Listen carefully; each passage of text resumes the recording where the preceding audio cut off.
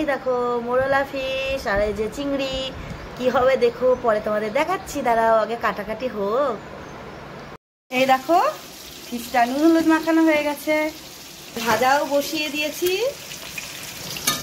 এটা নাড়লে তো হবে না, আস্তে আস্তে একটু নাড়তে হবে, নাহলে আবার তো।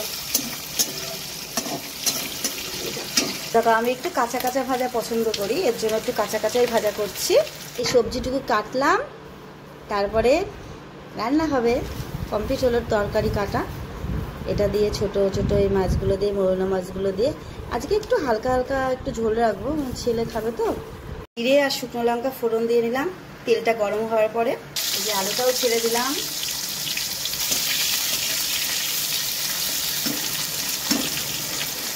এবার ডাটাগুলো দিয়ে দিলাম, আলুটা একটু ভাজার পরে ডাটাগুলো দিয়ে দিলাম, কারণ আলুটা বেশি শক্ত থাকে, এর জন্য ডাটাটা একটু পরে দিলাম, বুঝেছো। এবার একটু নাড়াচাড়া করবো।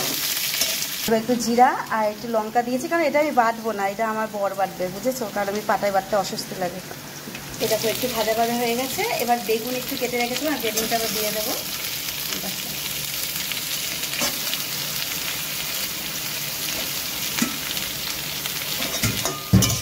এবার একটু নেড়ে নিচ্ছি,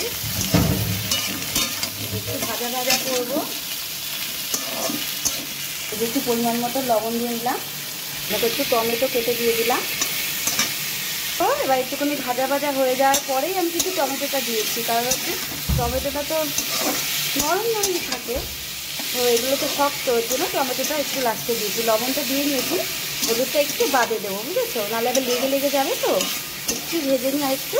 এবার একটু হলুদ দিয়ে নিলাম, তোমাদের যেটুকু হলুদ লাগে তোমরা দিয়ে নেবে, আমি ভাব মতন করে দিয়ে দিচ্ছি। এবার জিরে বাটা করে রাখা ছিল, জিরে বাটা, লঙ্কাটা কমই দিয়েছি, একটাই দিয়েছি, কারণ ছেলে খেতে পারবে না ঝাল ঝাল করলে, কম ঝাল দেওয়া হয়েছে। দেখো হলুদটা দিয়ে নিয়েছি, আর জিরা বাটা দিয়েছি, আর আস্ত কয়েকটা লঙ্কা দিয়ে দিয়েছি, কারণ তো আমাদের ঝাল ছাড়া ভালো লাগে না, তো তখন একটু ঝালটা একটু পরে মিশিয়ে নেবো তেলেরটা তুলে।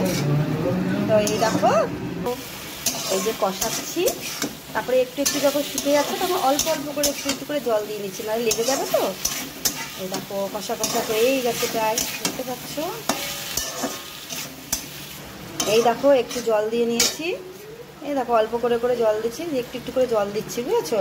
তাহলে এই দেখো একবারে জল দিলে তো বেশি ভালো লাগে না, একটুখানি কষানো হচ্ছে, তো কষানো হতে হতে তো একটু একটু জল দিচ্ছি, ঠিক আছে। দেখো একটু মাখা মাখা মাখা মতন হয়েছে, ঠিক আছে, মাখা মাখা মতন হয়েছে। এই দেখো পুরো কষা হয়ে গেছে, তারপরে এই যে একটুখানি জল দিয়ে দিচ্ছি, দেখো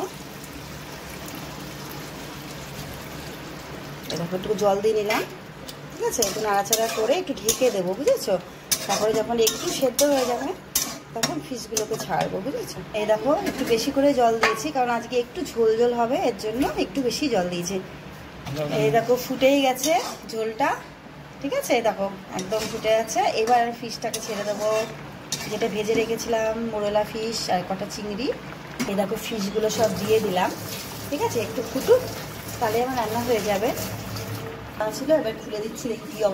এই দেখো প্রায় হয়ে গেছে, আর একটু শুকাবো। এই দেখো আর তরকারি রান্না শেষ, ছোট ছোট মাছ দিয়ে হালকা হালকা ঝোল করা হলো। কেমন হয়েছে আমাদের কমেন্টস করে জানাবে অবশ্যই। টাটা, সবাই ভালো থেকো, সুস্থ থেকো।